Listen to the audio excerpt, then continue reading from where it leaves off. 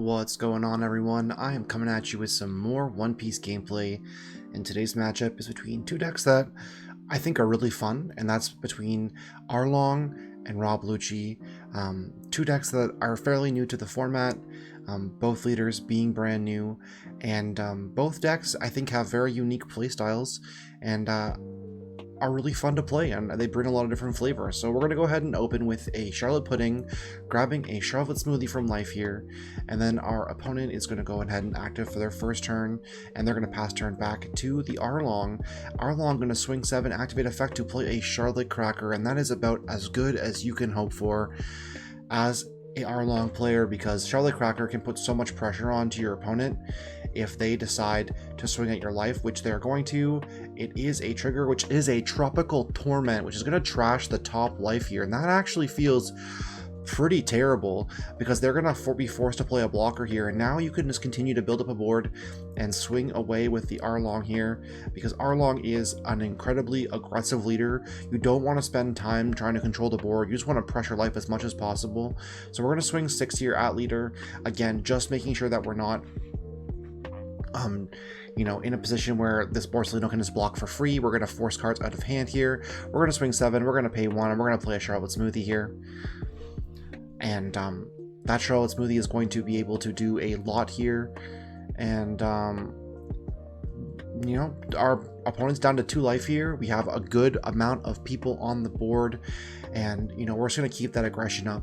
They're not going to be able to swing with this Borsalino at all, so Borsalino is going to be one of those characters that's going to sit on the board and just kind of be present and potentially can swing over things, but he's not going to be one of those cards that can really do a ton of damage. So we're going to go ahead and see a brand new come down here. It's going to look at top 3, and that's going to be a pretty unfortunate whiff. You kind of wish that you had the Spandam in that situation, but it is what it is. Unfortunately for Rob Lucci, the Spandam did get trashed from life. We're going to see a 5k swing here, and we're going to protect that with the Chew. Chew's going to feel pretty unimportant in this matchup because it destroys things, and a lot of black cards have immunity to destruction, so you do love to be able to pitch those cards that aren't going to provide you any value. And then we're going to see Borsa actually swing here, and I think at this point we kind of have to protect, so we're going to go ahead and protect again, and then we're going to see another Borsalino play down here.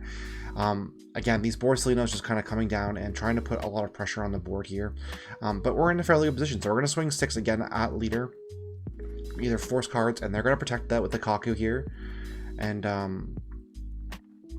I think we're just going to split out some Dawn here. So we're going to swing 6 here again at leader, again making sure that the Borsalino cannot give any free blocks. They're going to counter with another Kaku, and then we're going to swing 9, and we're going to pitch activate Dawn to play another Cracker here, and that Borsalino is going to go down.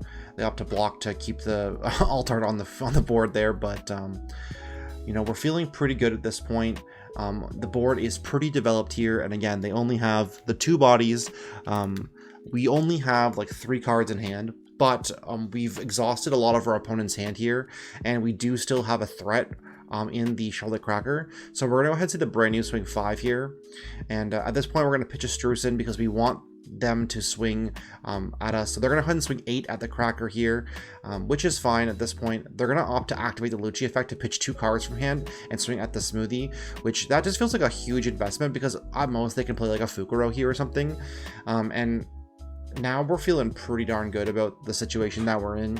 Our board is looking pretty good. We're hitting a 9 Dawn turn. We're going to swing 3k at the brand new here just to kind of get it, and they're going to block with the Borsalino, so that feels pretty darn good.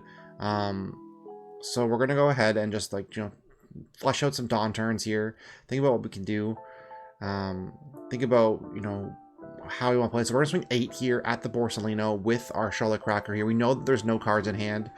They're going to let the Borsalino go. They're not going to have to block with Fukuro, just because they're going to lose both if they end up blocking with Fukuro, and they don't want to do that.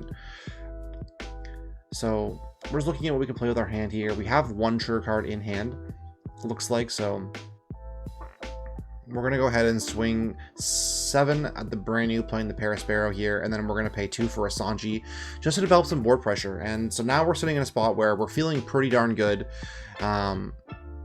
They may have 10 Dawn here, but they have 3 cards in hand.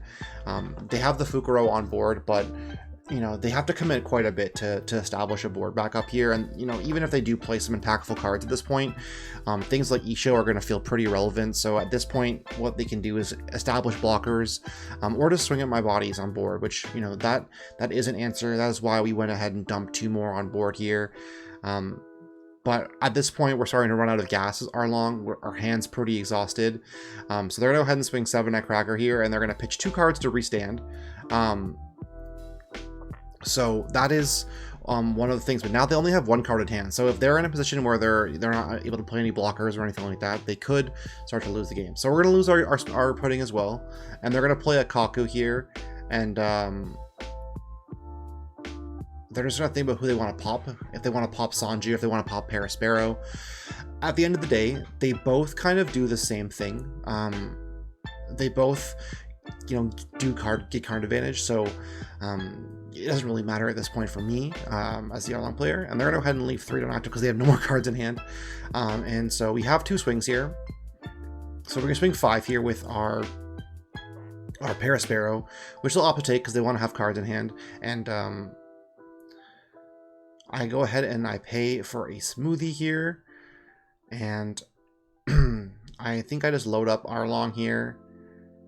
And I pay 1 for a Chew, which does nothing, but it just puts a body on board, and I get to be a big swing here, and they go ahead and they take it, and, you know, we're in a commanding spot with Arlong. We've, you know, whittled our opponent down. They have 3 cards in hand, I think, at this point.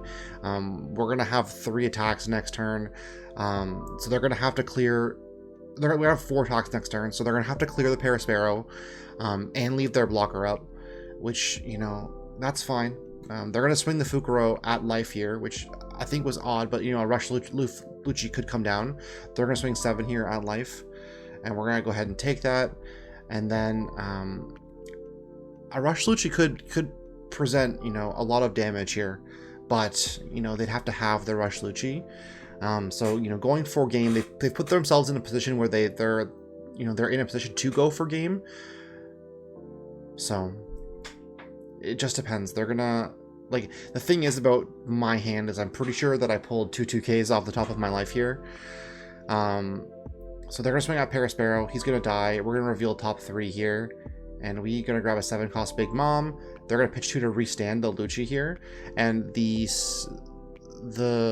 Rush Lucci is still on the table. You know, so it still is potential to come down. So he's gonna swing 6 at life here. We're gonna opt to take it. Rush Lucci is going to come down, and then we're going to pitch 2K and a 1K, and then that is going to be the game.